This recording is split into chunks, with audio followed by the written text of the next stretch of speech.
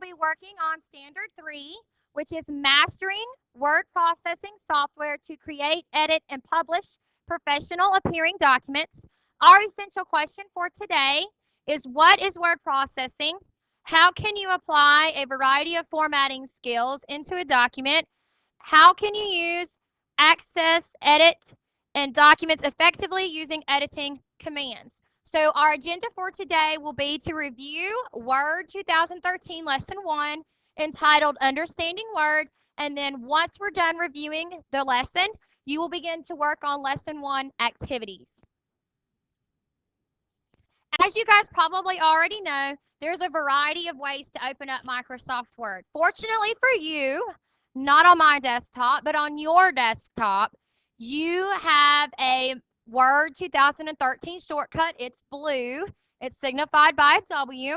Another way to access Word is by going to the Start Program, All Programs, scrolling down till you see Office 2013, and then selecting Microsoft Word 2013. When you open Word, this is called the welcome screen. On the left-hand side of the welcome screen, you will see recent documents, okay? And then more toward the right middle, you will see the variety of templates that you can choose from to use. And a template is just a pre-formatted document. A template is just a pre-formatted document. Typically, we use the blank document to create a new document, but if you were wanting to look up how to make a certain document, for example, like a graduation invitation, you could simply type an invitation in the search box, hit the search icon, and what it's doing right now is it's searching through the variety of templates that have been uploaded to Microsoft.com, and it will load a variety of invitations that you can choose from to download from Microsoft.com to use. So this comes in handy when we start to make flyers and newsletters and invitations and things like that later on. You can use those. If you scroll through and you see some that you don't like, you can always go back to the home welcome screen and it'll take you right back where you belong, and you can begin with a blank document. So the things that we're going to cover today include the autocomplete backstage view, dialog box launcher, groups, I-beam, insertion point, menu, mini toolbar, non-printing characters, preview print, quick access toolbar, redo, ribbon, save, and save as, settings, tabs, templates, and word wrap points. The first thing that we're going to talk about today is the insertion point. Insertion point. Okay? All right, it is the blinky line. Okay, that appears where you type text. Okay? The insertion point is that blinky line that appears when you type text. Now, the insertion point changes, and it can become the I-beam. I-beam. All right? That is when the insertion point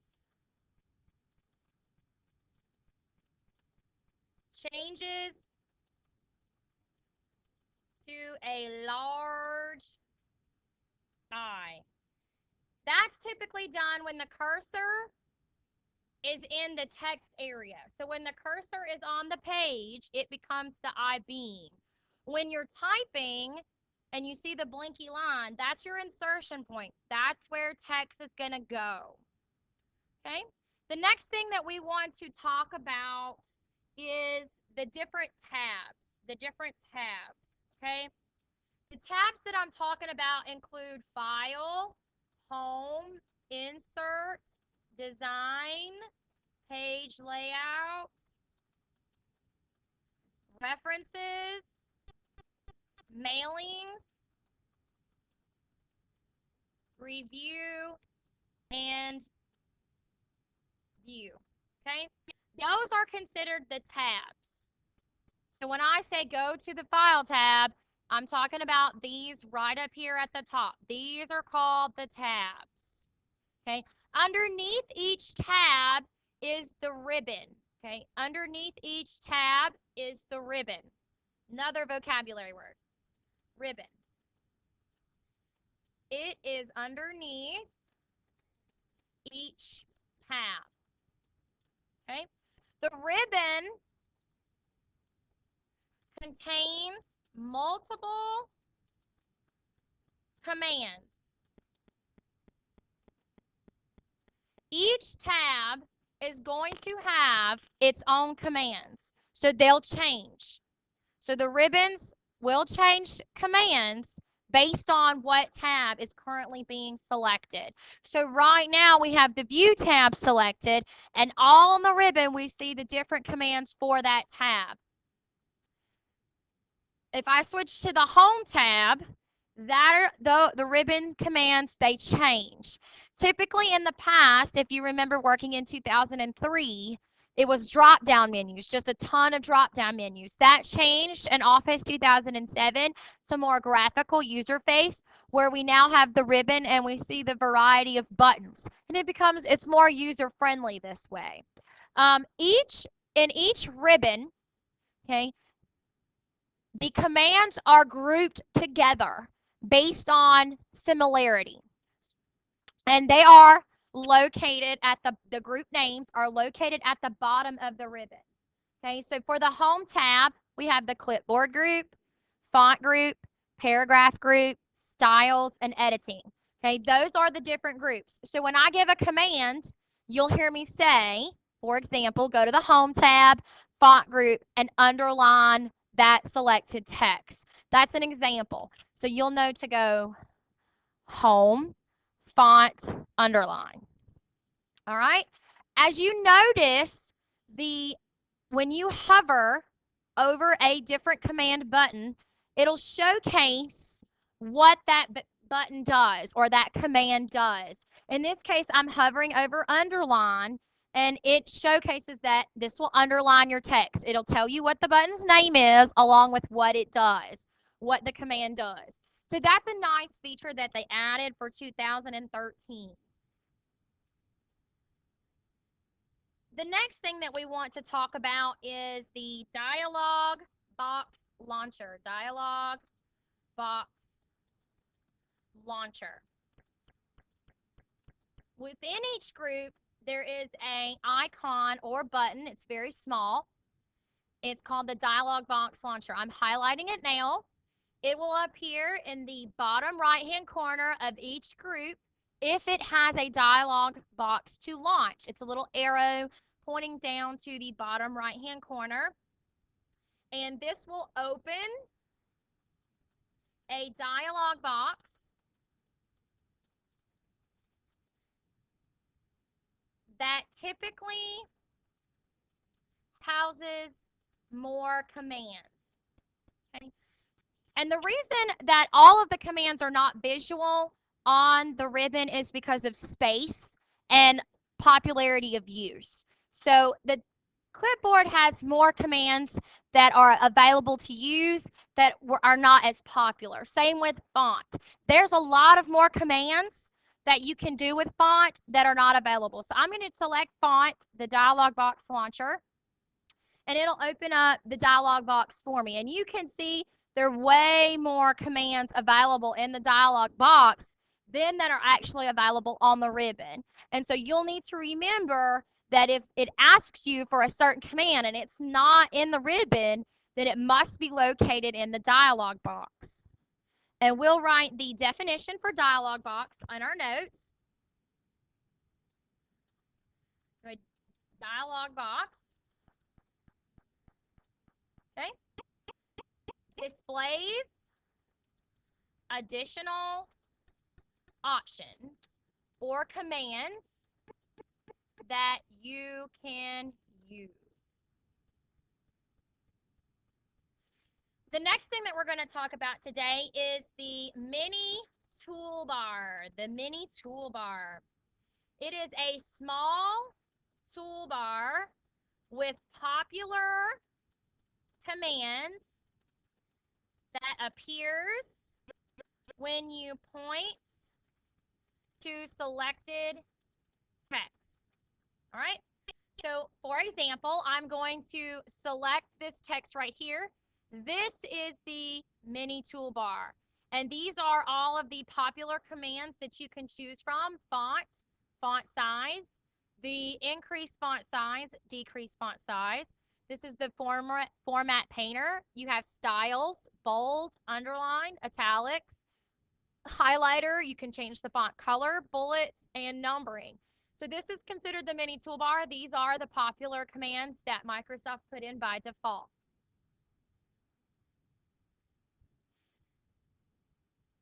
The next thing that we're going to talk about today is the quick access toolbar. The quick access toolbar. It is located above the tabs and contains commands that users access most often, such as save, undo, redo. Okay, those are some examples. The quick access toolbar is up here. It's in the top left-hand corner. You have save, undo, redo. Now, the quick access toolbar is completely customizable. On my program, I have added the email attachment and the quick print attachment. This allows me to not have to enter the file tab and go through that way. You can customize the quick access toolbar by hitting the drop down menu. And these are the various options that you can choose from. And it allows it to be completely customizable. If there's an option there that you don't like or you don't see or you use most often, you can go into more commands, and it'll open a dialog box for you to choose that command that you're looking for. So this quick access toolbar is completely customizable, and as you work through the program, you'll find that you use something very often and you might want to add it there. Those are permanent. The quick access toolbar doesn't change. The ribbon changes, the quick access toolbar stays the same. And you might find that useful to add different things, maybe like spelling or grammar, preview, print preview, and print. So it's completely customizable for your needs. All right. The next thing that we're going to talk about today is called Backstage View. Backstage View. Okay. This offers quick access to commands for performing many file management tasks. We access Backstage View by clicking the File tab. Okay, so when we click File, that takes us to Backstage View. So to access Backstage View, we're going to click the File tab. Okay. In Backstage View are things like information, which lists the document properties, new, which allows us to open a new document, open, which allows us to open existing documents, save, which allows us to save the work we're currently working on, save as allows us to save a new document or change the name of an existing document to something else. Print gives us a preview of the document as it would appear on the page if we printed it and the different printing options. Share allows us to send the document in a variety of ways to a variety of different people. Export allows us to create a PDF or change the file type. And then close will close the document. We also have account, which lists Office 365 information, and options, which will open Word options, and we will dive into at a later date. Okay, to get from Backstage View, you also have a back button. So once you do everything that you need to do in Backstage View, you hit the back button, and it takes you back to the front of the page. Next vocabulary word we're going to learn about today is the Help button. Help button. And lots of students find this feature extremely helpful to them, especially when I am absent. The help feature is accessed in two ways, either by pressing F1 on the keyboard or by clicking the question mark in the top right-hand corner. I've got my cursor over it now. It does list the word help. All right, and help is going to allow you to access articles discussing how to execute different commands. Okay, I'm going to click on the help feature, and I will move up to the side so that you guys can see the different the notes. But the help feature here, you would just type in, say you needed help on bullets. You could type in the word bullets into the search box, hit enter or the search icon, and it will look online at Microsoft.com on different articles that relate to bullets.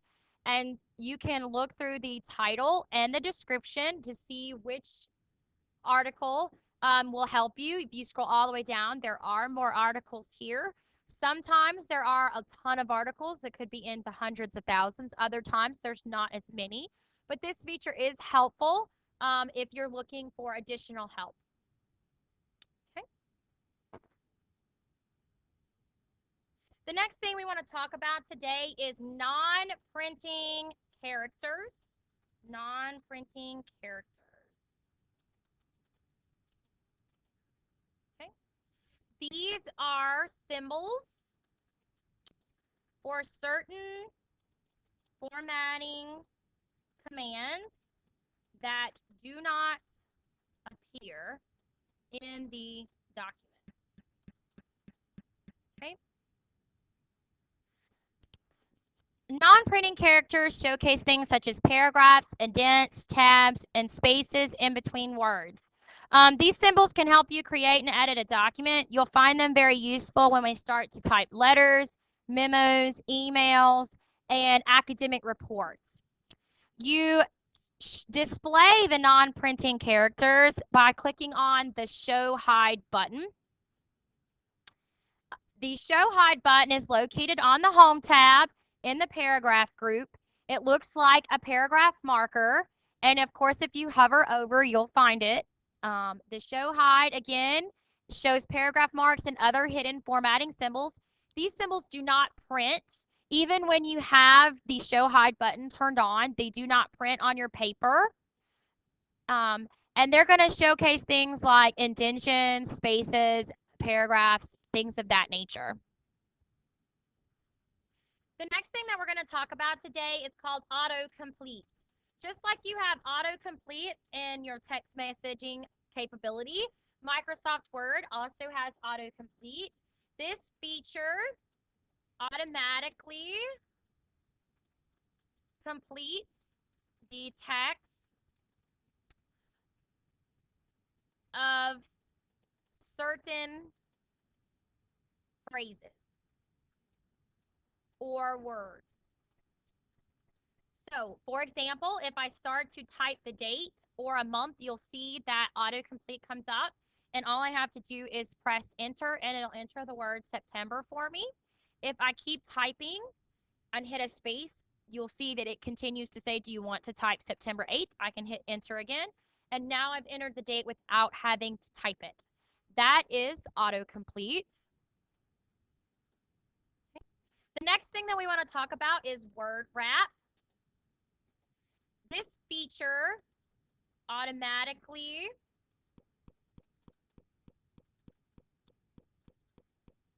wraps text to the next line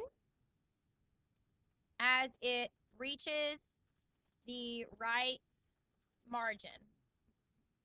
Okay. Now, you think, why do I need to know that? Because back in the day when we used typewriters, okay, you had to manually hit that hard return. Well, thankfully, Microsoft Word got their act together, and as a word reaches the right margin, it automatically takes that entire word and wraps it around to the next line. So we can all thank Microsoft Word for creating that feature where we don't have to hit a hard return. Okay. The next thing that we want to talk about is saving. Okay. And as you may know, we are going to go to save a document. You go File, Tab, and go into Backstage View. You then select Save As. You should then see your OneDrive, which is OneDrive, Houston County Board of Education. You would then select Browse. And once you browse, you should have created a folder called Miss Dale. And then you would open that folder and put in this particular document, giving it a specific name. So I'm going to walk you through these steps. We're just going to go File and Save As, OneDrive Houston County Board of Education. You'll hit Browse, and then this is where you'll go into your folders and find your Miss Dale folder. Select that folder and then change the file name.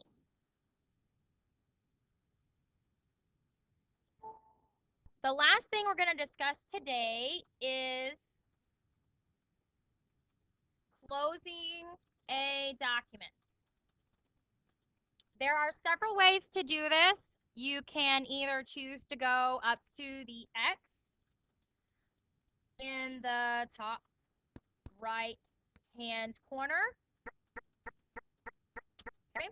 And this will actually close the document and exit the program. Or you can choose between going to File and then Close. And it'll close the document you're working on, but not exit Word.